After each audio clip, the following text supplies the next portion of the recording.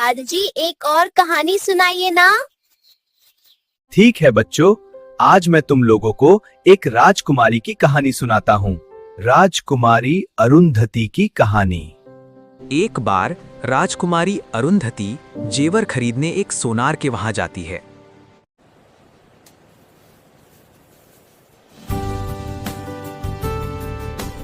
अरे वाह, इतना सुंदर जेवर, ये क्या आपने खुद बनाया है?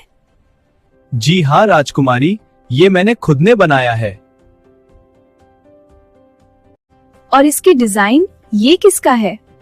इसका डिजाइन भी मेरा खुद का ही है राजकुमारी। अरे वाह, आप तो बहुत अच्छे कलाकार हैं। क्या आप मुझे ये सब सिखाएंगे?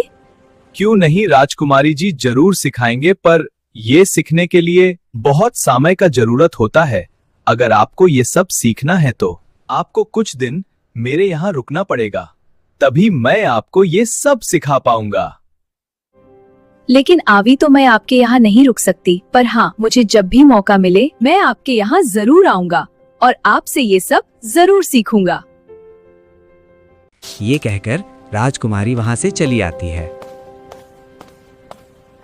कुछ दिनों के बाद राजकुमारी अपने सहेलियों के साथ घूम रही थी। तभी वो देखती है कि एक युवक चिड़ियों के साथ बात कर रहा है। ओहो मेरे प्यारे पंछियों, कैसे हो तुम लोग? ठीक है, धन्यवाद। और तुम?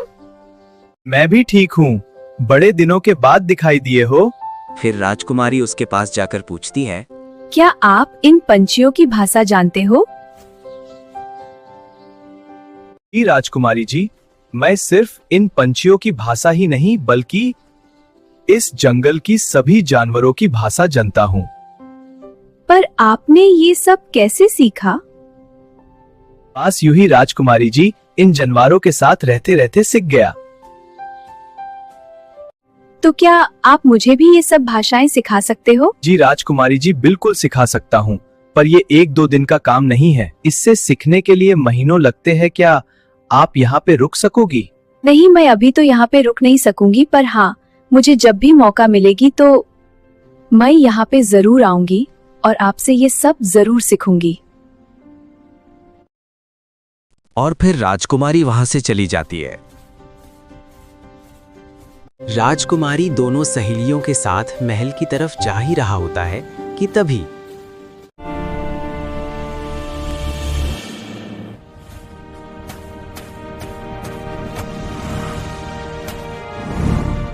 बचाओ, बचाओ!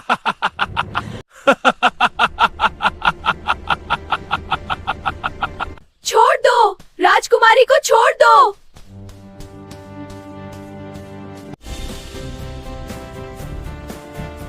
बचाओ, बचाओ! छोड़ दो, राजकुमारी को छोड़ दो। छोड़ दो, मुझे छोड़ दो। बचाओ, बचाओ! रुक जाओ, मैं कहता हूँ राजकुमारी को छोड़ दो।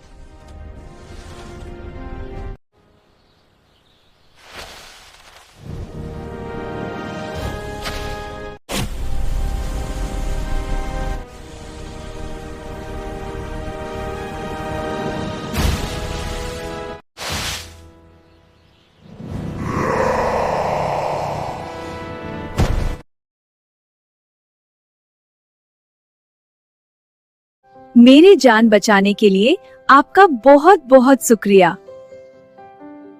कोई बात नहीं राजकुमारी जी, ये तो मेरा फर्ज था।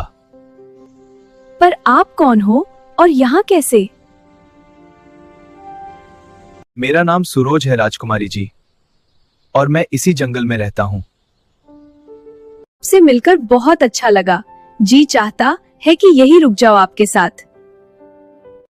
तो फिर रुक जाइए ना राजकुमारी जी। नहीं, अभी मैं जाती हूँ, मैं फिर कभी आऊंगी। फिर राजकुमारी अपने दोनों सहेलियों के साथ वहां से चली जाती है। और कुछ दिन के बाद राजकुमारी अरुंधति के पिता राजा भानु प्रताप अपने बेटी के लिए स्वयंवर का आयोजन करते हैं। और इस सायांग बार का खबर उन तीनों को भी मिलता है। और वो तीनों भी स्वयंवर में हिस्सा लेते हैं।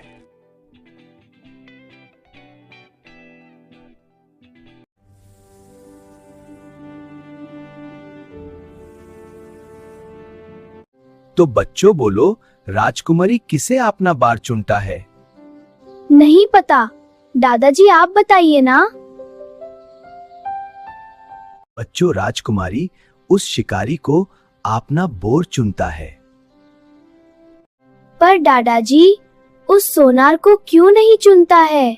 क्योंकि बच्चों वो एक राजकुमारी है और एक राजकुमारी के पास सोने का कोई कमी नहीं होती है, इसलिए राजकुमारी को सोने में ज्यादा लालच नहीं था।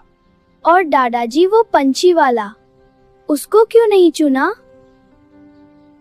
बच्चों, वो इसलिए क्योंकि मना की वो जानवरों की भाषा समझता था।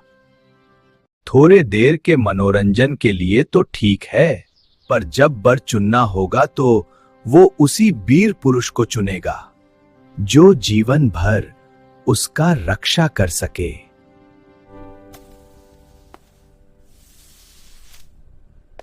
तो बच्चों, कैसी लगी कहानी? बहुत अच्छी थी दादाजी। हाँ बेटा,